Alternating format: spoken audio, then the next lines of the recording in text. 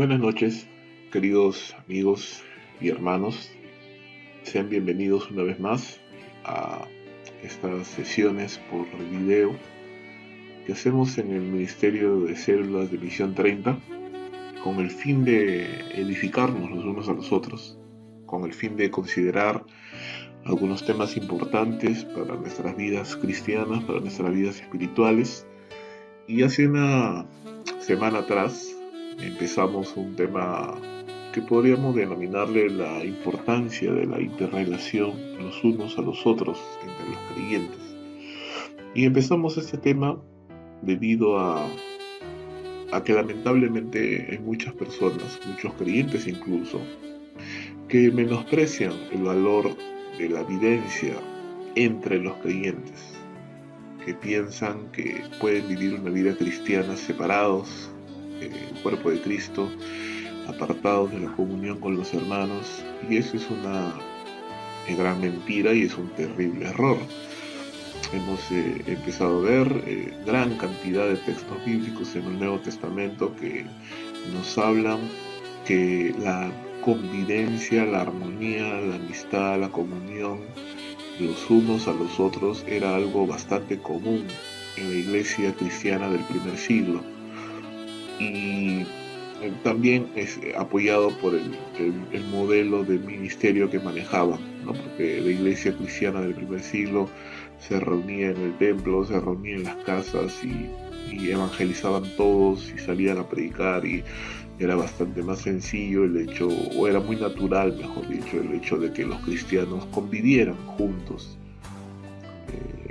Con el paso de los siglos ese modelo ha cambiado, y el paradigma que tenemos ahora más bien es que las iglesias se reúnen en templos grandes y se reúnen algunos días a la semana, y básicamente muchos creyentes se han vuelto asistentes, nada más, espectadores de un culto que inicia, se desarrolla, termina, y de pronto se van a sus casas y no hay una convivencia, no hay una comunión, no hay esa dinámica de que los creyentes se están viendo constantemente y están sirviendo juntos y están predicando juntos, y eso es un gran peligro porque no es lo que la Biblia enseña. Por eso nosotros en el Ministerio de Misión 30 Más queremos y hemos implementado las células de crecimiento con un doble propósito, un doble objetivo. En primer lugar, poder fortalecer la comunión, la amistad entre los hermanos. Quisiéramos poder reunirnos más días, pero entendemos también que muchos hermanos tenemos responsabilidades en otros ministerios de la iglesia local y también tenemos responsabilidades en casa, con la familia. Entonces hemos designado un día a la semana para poder reunirnos y poder tener comunión ahí en nuestro grupo pequeño, nuestro grupo, y el segundo propósito es poder alcanzar a la gente de nuestra comunidad. Y eso lo logramos a través del evangelismo, a través de la invitación, a través del compartir y el hacer saber a la comunidad que existe una célula de crecimiento para que ellos puedan también asistir y poder compartir ese evangelio. En esta oportunidad, la segunda sesión, vamos a continuar meditando en esta dinámica, la dinámica de interrelación que debemos tener los creyentes. De verdad que, hermanos, con el paso de los años me he convencido de que este es un tema demasiado importante que no podemos pasar por alto. Es algo que es enseñado extensamente en el Nuevo Testamento. Todos los apóstoles enseñan acerca de la convivencia entre los hermanos, y de verdad me sorprende cómo podemos dejarlo de lado, ignorarlo, algo tan importante. Y es sumamente importante. Mira, el apóstol Juan dice en primera de Juan capítulo 4 verso 20: si alguno dice yo amo a Dios y aborrece a su hermano es mentiroso, y da la razón, porque el que no ama a su hermano a quien ha visto, ¿cómo puede amar a Dios a quien no ha visto? Nosotros tenemos este mandamiento de él: el que ama a Dios ame también a su hermano. La implicancia es clara. Si yo como creyente no deseo pasar tiempo con los hermanos, si no deseo servir al lado de mis hermanos, si no deseo orar al lado de mis hermanos, si no amo a la iglesia de Dios, aún con sus defectos y sus errores, si no quiero pasar tiempo en la iglesia de Dios, si no quiero vivir mi vida cristiana al lado de mis hermanos, aquellos por los cuales Cristo murió, y si no estoy interesado en su edificación, en la edificación de ellos, no solamente en la mía, sino en la de ellos también. Si no estoy dispuesto a ser animado, a ser consolado, a ser aún reprendido, exhortado por mis hermanos, entonces yo debería dudar ciertamente de la genuinidad de mi amor a Dios, porque Juan está diciendo cómo es posible que yo puedo amar a Dios, que es espíritu, y no puedo ver ni tocar, si no soy capaz de amar a mis hermanos que tienen cuerpo físico y a los cuales sí puedo ver, a los cuales sí puedo tocar y con quienes sí puedo interrelacionarme de manera más constante, más común, ¿verdad? Eso es un razonamiento claro, es un razonamiento sencillo pero brutalmente directo, ¿no? Ese es el principio por el cual vamos a partir. Yo no puedo decir que amo a Dios y no amar a los hermanos. Yo no puedo decir que amo a Dios y no quiero pasar tiempo en la iglesia con los hermanos. Excusas pueden haber miles. No tengo tiempo, tengo trabajo, tengo que hacer, mi negocio no me lo permite, mi trabajo no me lo impide. Excusas hay miles, pero la verdad de la palabra de Dios es esa. Yo no puedo decir que amo a alguien si no conozco a esa persona, si no paso tiempo con esa persona, si no dedico interés y tiempo a esas personas. El mundo puede decir muchas cosas, el mundo puede establecer muchas ideas, pero yo no quiero pensar en lo que dice el mundo, quiero pensar en lo que dice la palabra de Dios. Y la palabra de Dios me dice que si yo digo que amo a Dios, debo amar a mis hermanos, debo pasar tiempo con ellos, debo servir al lado de ellos, debo animarles, exhortarles, debo servirles, debo amarles, y eso es lo que vamos a ver hoy. Vamos a ver una continuación de versos que nos hablan cuál debe ser mi comportamiento con mis demás hermanos en mi iglesia local. Vamos a ver el primer texto, o el primer punto, llamémoslo así, que es la continuación realmente de lo que hemos visto las semanas pasadas. Los creyentes debemos de vivir la vida cristiana unos al lado de otros. ¿Sí? Acompáñame por favor al libro de los Hechos de los Apóstoles, capítulo 2. Vamos ahí, por favor, al capítulo 2 del libro de los Hechos. Pedro, el apóstol Pedro, está predicando la palabra de Dios y hay un gran número de personas que oyen el Evangelio y creen. Y dice la Escritura, en el verso 41, que muchos fueron bautizados. Fue realmente una cosecha abundante, una gran bendición del Señor. 3.000 personas se entregaron ese día al Señor. Y estas personas, estos nuevos creyentes, se añadieron a los que ya existían. Recuerda que para el capítulo 2 de Hechos quedaban 120 discípulos de Jesús orando en el aposento alto. Así que de pronto la iglesia pasó de ser 120 a 3.120.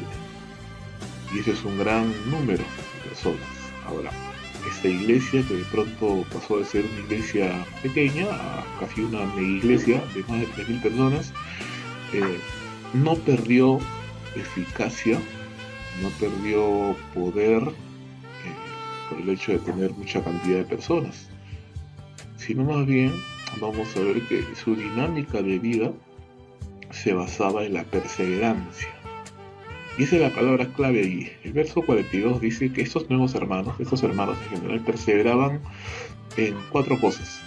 Perseveraban en la doctrina, perseveraban en el aprendizaje, en la meditación, en la lectura de la palabra de Dios, perseveraban en la comunión unos con otros, ¿verdad? Eso significa que compartían una amistad, una comunión los hermanos. Perseveraban también en el partimiento del pan, de hecho, comían juntos, y sabemos que la dinámica de la iglesia era que se preocupaban los unos por los otros, porque claro, si yo convivo con una persona, entonces puedo saber si mi hermano tiene necesidad, o de repente mis hermanos pueden ver que yo tengo necesidad y nos ayudamos. Cuarto punto, perseveraban en las oraciones. 4 cosas importantes en las cuales la iglesia naciente perseveraba: en la doctrina, en la comunión, en la satisfacción de las necesidades físicas y en las oraciones. Qué hermoso. Para ellos era normal, para los cristianos de esta época era normal y común que los creyentes pasaran tiempo juntos, que aprendieran la palabra de Dios juntos, que tuvieran comunión, armonía juntos, que comieran juntos y que oraran juntos. No vemos aquí creyentes viviendo aislados, sino que vemos creyentes trabajando, viviendo juntos. Y eso es increíblemente hermoso, algo que tenemos que aprender. Segundo punto. Los creyentes hemos sido llamados para servirnos por amor los unos a los otros. Y vamos a ir a la epístola a los Gálatas, capítulo 5, verso 13. Aquí Pablo está animando en base a la enseñanza de la libertad que Cristo nos ha dado. Pablo dice, pero vosotros, o porque vosotros, hermanos, a libertad fuisteis llamados. ¿No? Cristo nos libertó de la maldición del pecado, nos libertó de la condenación del pecado, nos libertó de tener que cumplir toda la ley, porque para el hombre es imposible hacer eso, Él la cumplió por nosotros. Pero dice que no usemos esa libertad como ocasión para vivir desenfrenadamente en nuestra carne, haciendo lo que nosotros queremos. Sino, dice, debemos de tener la actitud de servirnos por amor los unos a los otros, porque al hacer eso estamos realmente cumpliendo toda la ley. Y es que la inclinación natural del ser humano, hermanos, no es la armonía, no es la unión, no es la comunión.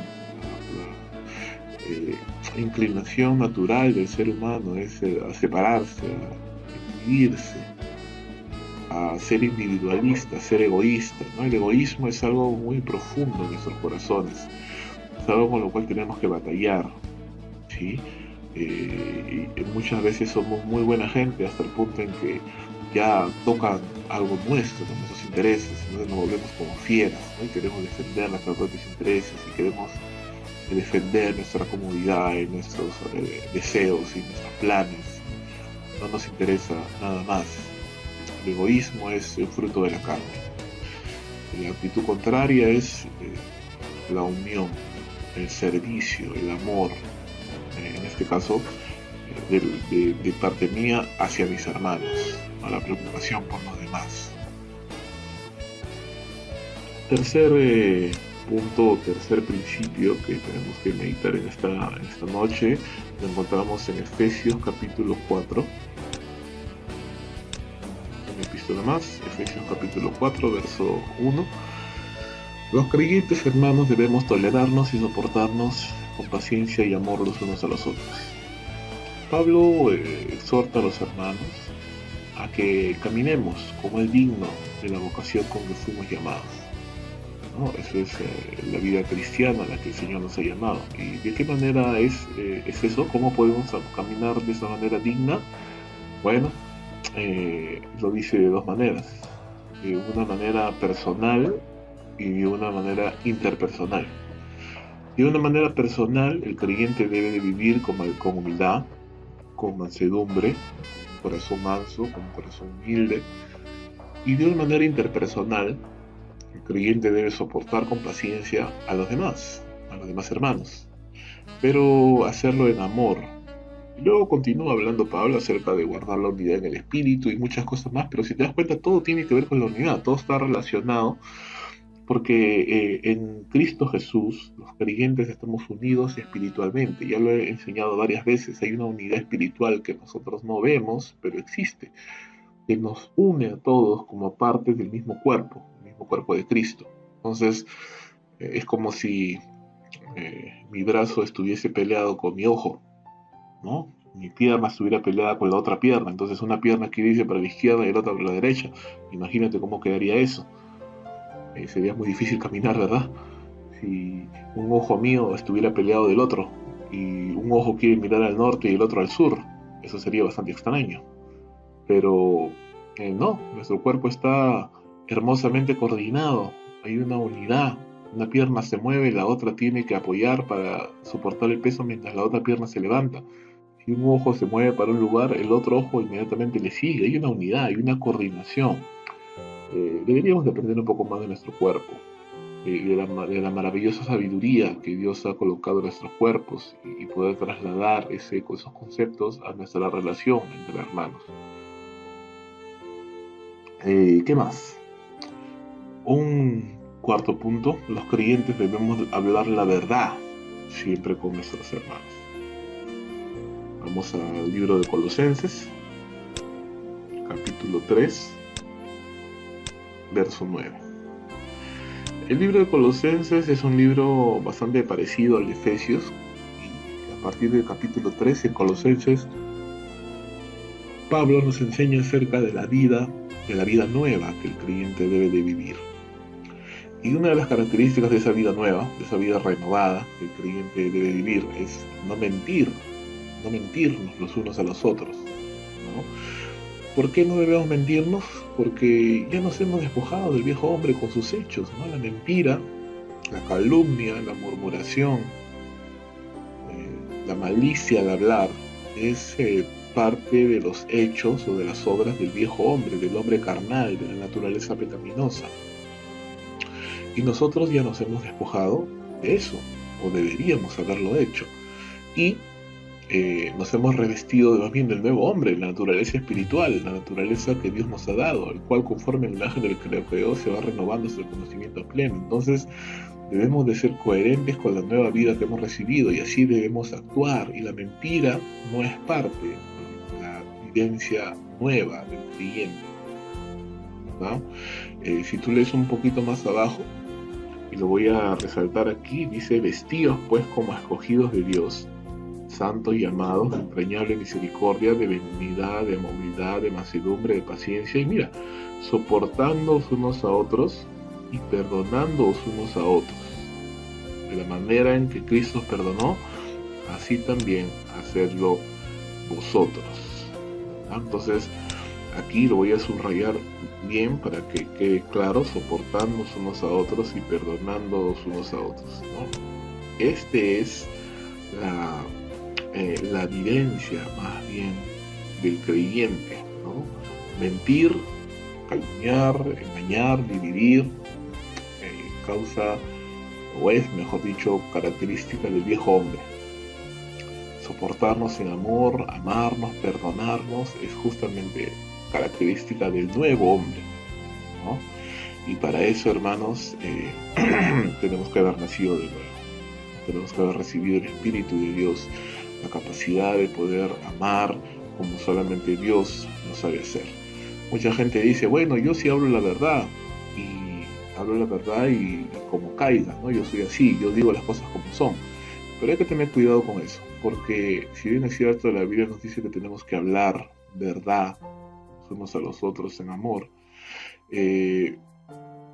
la idea ahí es eso, justamente, en amor, ¿verdad? Hay maneras de hablar, hay maneras de decir las cosas, hay maneras de hacerlo siempre considerando a los demás como superiores a nosotros mismos. Así enseña la palabra del Señor, teniendo cuidado de nuestros hermanos, ¿sí? Amando a nuestros hermanos. A veces lo que yo voy a decir no es de edificación, no ayuda, hace sentir mal a las personas. Tenemos que pensar antes de hablar, pensar un momento antes de hablar para saber las consecuencias de mis palabras, las consecuencias de mis actitudes. Pero creo que queda claro para nosotros que el hablar verdad, el hablar amor, el tener paciencia es parte de la vivencia de un creyente. La mentira, la murmuración, el chisme, la malicia al hablar, las bromas hirientes, no es parte de la vida del nuevo creyente, del creyente, ¿no? Eso no debe ser, no es parte de nosotros. Sigamos. Quinto punto: los creyentes debemos animarnos y alentarnos los unos a los otros. Acompáñame por favor a 1 de Tesalonicenses, capítulo 4. Y aquí en 1 de Tesalonicenses 4, a partir del verso 13, Pablo enseña acerca de la venida del Señor, acerca del arrebatamiento de la iglesia, y nos enseña que el Señor vendrá, ¿no? Con voz de arcángel, con voz de mando, con trompeta de Dios, para recoger a su iglesia, y los que estemos vivos seremos transformados, y los que hayan muerto en Cristo resucitarán, y juntos seremos arrebatados en los cielos para recibir a nuestro Señor en el aire, ¿no? Y así estaremos siempre con el Señor, y ya estando con el Señor nos olvidamos ya de toda la lucha con el pecado, nos olvidamos de enfermedad, de muerte, porque nuestro cuerpo será transformado. Eso lo enseña aquí en este pasaje, en 1 Corintios 15 también se enseña. No lo voy a leer porque no estamos hablando de eso, pero lo dejo para que usted lo pueda leer en casa. El creyente será transformado a un nuevo cuerpo glorioso, ya libres de todo pecado, libres de toda enfermedad, de la muerte. Y eso debe ser un ánimo para cada uno de nosotros. Y a veces con los años, las enfermedades, la debilidad, el cansancio ya nos va golpeando y nuestro cuerpo exterior se va desgastando, como dice Pablo, aunque el interior se renueva día con día. Eso lo enseña en 2 de Corintios, capítulo 3 y 4. Pero este concepto, esta enseñanza de la pronta venida del Señor es de ánimo para nosotros, pero no solamente debe serlo para nosotros. Pablo concluye diciendo en el verso 18 de 1 Tesalonicenses capítulo 4, por tanto, dice, alentaos los unos a los otros con estas palabras. ¿No? La doctrina, hermano, no solamente es para edificación personal, no solamente es para yo ser bendecido y yo estar bien. La doctrina es para aprenderla, vivirla y enseñarla. Enseñarla para que otros sean animados, enseñarla para que otros sean alentados, para que otros se alegren también al saber todo lo que Dios tiene para nosotros. Un capítulo más, capítulo 5 de 1 Tesalonicenses, el verso 11, dice la Escritura, porque Dios no nos ha puesto para ira, sino para alcanzar salvación por medio de nuestro Señor Jesús, que murió por nosotros para que ya sea que velemos o que durmamos, vivamos juntamente con Él. Por lo cual, dice, animaos unos a otros y edificaos unos a otros, así como a las 6, ¿verdad? Entonces, aquí está claro, la edificación de los hermanos no solamente es labor del pastor, ojo, la edificación, el ánimo de los hermanos no solamente es labor del pastor, no solamente es labor de un maestro. La edificación de los hermanos es labor de todos los creyentes. Es tu responsabilidad edificar y animar a los demás creyentes, yo incluido. Es mi responsabilidad animarte, edificarte. Es tu responsabilidad animarme, edificarme. Hermanos, cuando hacemos esto, toda la iglesia estamos animándonos y edificándonos los unos a los otros, entonces hay una sana relación, hay un hambre por la palabra, hay un compartir hermoso por medio del cual el Espíritu de Dios puede utilizarnos a todos por medio de nuestros dones espirituales para enseñanza, para corrección, para instrucción. Recuerda que la Biblia es útil para todas estas cosas, para aconsejar, para animar, para exhortar, para consolar con misericordia. Y eso es tremendo, tremendo. Cuando dejamos de pensar, no, el pastor se encarga, no, el hermano se encarga, y empezamos a pensar, yo también soy parte de esta dinámica, y todos los creyentes juntos empezamos a poner las manos en el trabajo y empezamos a trabajar para la gloria del Señor. Principio 6. Los creyentes deben exhortarse los unos a los otros para evitar enfriamiento espiritual y pecado. Acompáñame por favor al libro de Hebreos,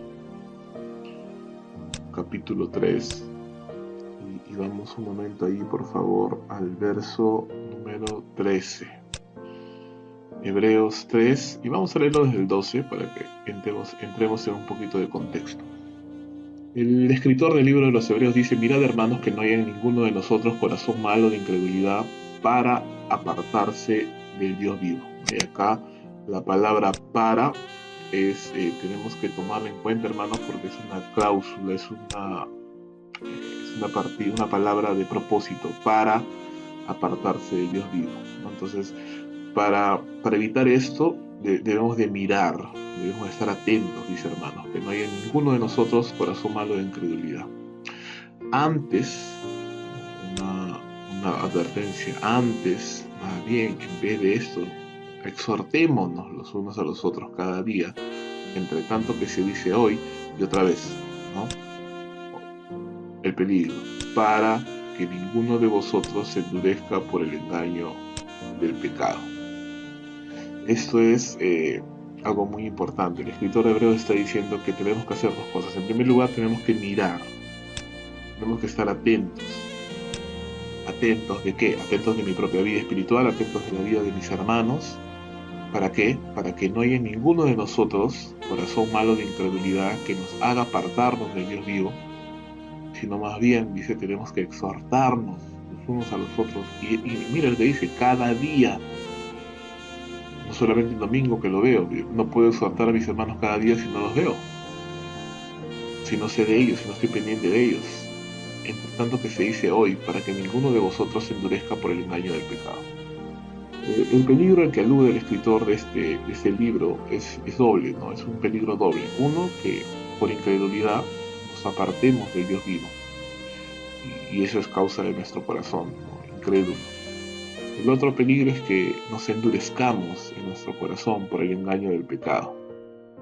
Es interesante notar que el primero nos habla de apartarnos, de irnos, de alejarnos, y el otro no habla acerca de alejarnos, pero sí habla acerca de endurecerse.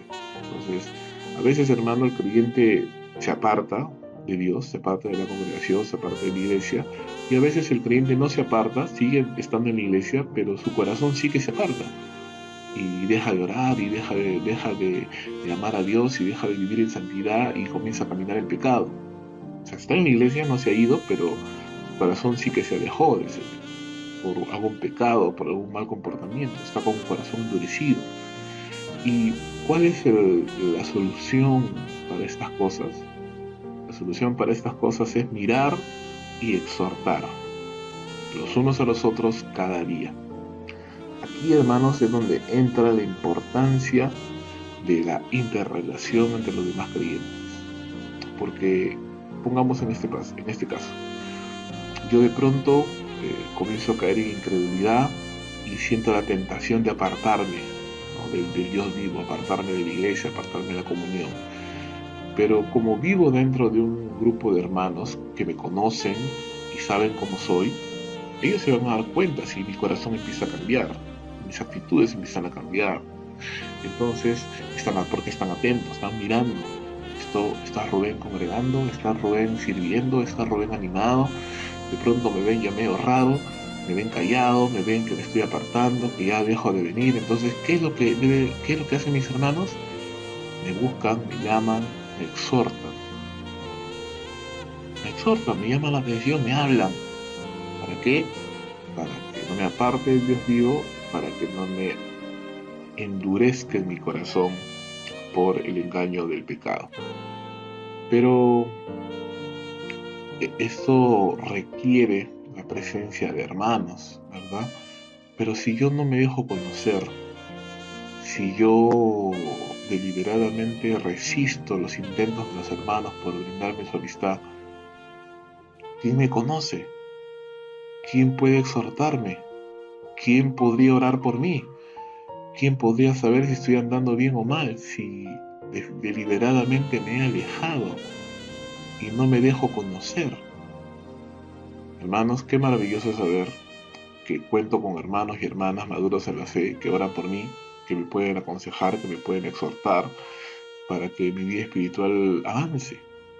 Pero qué terrible sería si yo viviera solo, como un llanero solitario, como una persona que no tiene comunión con los demás. ¿Ven la importancia de la relación entre hermanos?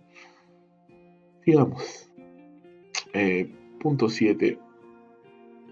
Los creyentes no debemos murmurar los unos de los otros. Santiago capítulo 4, verso 11.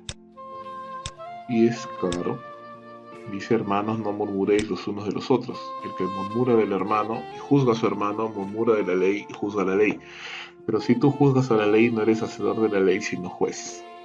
Santiago mucho habla acerca de la lengua, acerca de la crítica, del chisme, de la murmuración, y nos dice que si un hombre realmente quiere considerarse maduro, lo primero que tiene que hacer es empezar a controlar su lengua. ¿Sí? No interesa cuántos años de creyente tengas, no interesa cuán espiritual te consideres, porque hay lamentablemente muchos hermanos y hermanas en la iglesia hinchados, ¿no?, en su propio orgullo carnal, pensando que son líderes y grandes misioneros y grandes hombres y mujeres de fe, pero realmente son terribles al momento de hablar, tienen veneno en su lengua, y eso es muy peligroso. Ahora, Santiago está diciendo que eso es algo que a Dios no le agrada, el hecho de que hayan hermanos que murmuren los unos de los otros. Eso es un cáncer que afecta a la iglesia del Señor y es capaz de sembrar discordia y enemistad entre hermanos. Eso es algo que nosotros no queremos permitir y tolerar en el ministerio de Misión 30, ¿sí? Octavo punto, los creyentes deben mostrarse o deben mostrar generosidad los unos a los otros. Acompáñame a primera de Pedro, capítulo 4, perdón, mal, verso 9. Pedro dice: hospedaos los unos a los otros. Podríamos leerlo desde el 8. Ante todo, tened entre vosotros ferviente amor, porque el amor cubrirá multitud de pecados. Hospedaos los unos a los otros sin murmuraciones. Cada uno según el don que ha recibido, ministralo a los otros como buenos administradores de la multiforme gracia de Dios. Acá hay tres puntos importantes entre nosotros que debemos tener: ferviente amor. ¿Y cómo manifestamos ese amor? Bueno, acá hay un acto de generosidad, hospedarnos los unos a los otros, y también ministrarnos los unos a los otros, ¿no? Los dones espirituales que hemos recibido. El amor tiene que evidenciarse en actos, no puede haber amor solo de palabras, tiene que haber un amor, el amor tiene que evidenciarse en hechos concretos. Principio número 9. Los creyentes debemos ser humildes para sujetarnos los unos a los otros. Y con esto vamos a terminar. Primera de Pedro capítulo 5, verso 5 dice: igualmente jóvenes, estad sujetos a los ancianos, y todos sumisos unos a otros, revestidos de humildad, porque Dios resiste a los soberbios y da gracia a los humildes. La Biblia enseña que, si bien es cierto, hay funciones de autoridad que algunos hermanos reciben del Señor para presidir, en este caso, por ejemplo, hablando de los ancianos, y hay ancianos en la iglesia, hay líderes que son denominados ancianos en la iglesia, y esos líderes, de los cuales el pastor, ¿no? El anciano principal es el pastor de la iglesia local, pero hay otros ancianos también, y los hermanos debemos estar sujetos a esos ancianos, porque hay funciones de autoridad que algunos hermanos han recibido del Señor, pero a la vez todos los creyentes debemos ser sumisos los unos a los otros, ¿no? Someternos en humildad y respeto los unos a los otros. Dice Pedro: igualmente jóvenes, están sujetos a los ancianos, y todos sumisos unos a otros, revestidos de humildad, porque Dios resiste a los soberbios, pero da gracia a los humildes. El orgullo, la altivez, la soberbia es otro de esos pecados terribles que no queremos tolerar en el ministerio, porque causa mucho daño a la iglesia del Señor. No debe haber ningún hermano que quiera ponerse por encima de los demás, ¿verdad? Ser un tirano, ser un caudillo, mandar, abusar, mandonear de los demás, como si la iglesia fuese su empresa y él está mandándole a sus empleados, ¿verdad? Eso es terrible, hermano, y es algo que nosotros no es bíblico, no es correcto y no queremos tolerar. No tienes por qué someterte ni sujetarte a una persona así. Lo que la Biblia enseña es que nos sometemos los unos a los otros, aún y nos sujetamos a los ancianos, y aún los ancianos también deben someterse a todos los hermanos, y todos sumisos unos a otros. Caminar en esa unidad, en esa humildad. En conclusión, hermanos, hemos visto estos últimos versículos en el Nuevo Testamento que nos enseñan la importancia de la relación entre creyentes. Es nuestro deseo que en Misión 30 seamos una gran familia, que juntos aprendamos la palabra de Dios en las células y los sábados, que juntos congreguemos en nuestra iglesia local los domingos y los otros días de semana, que juntos podamos adorar a Dios, que juntos podamos cumplir la gran comisión, que sigamos animándonos los unos a los otros, que estemos atentos siempre a los demás hermanos, mirando que nadie se aparte por incredulidad, que nadie se endurezca por el engaño del pecado, y estemos prestos a exhortar, prestos a animar, prestos a consolar a nuestros hermanos por amor, orando los unos por los otros, persiguiendo los unos por los otros, compartiendo los unos con los otros, jugando, paseando, viviendo la vida, hermanos, viviendo la vida, porque te digo una cosa: solo tenemos una vida en esta tierra, aprovechala. Si eres soltero, disfruta tu soltería, sal con los hermanos, conversa, juega, distráete, sirve al Señor, oren juntos. Si eres casado o estás por casarte, también pasa tiempo con los hermanos, disfruta. Solo tenemos una sola vida aquí, hermano, después nos vamos al cielo, y allá será completamente diferente. Aprovechemos la vida que Dios nos ha dado aquí y que Dios nos ayude, hermanos, y espero que tengan un hermoso tiempo en su célula, compartiendo y animándose los unos a los otros para la gloria de Dios. Muchas gracias, hermanos, que Dios nos bendiga.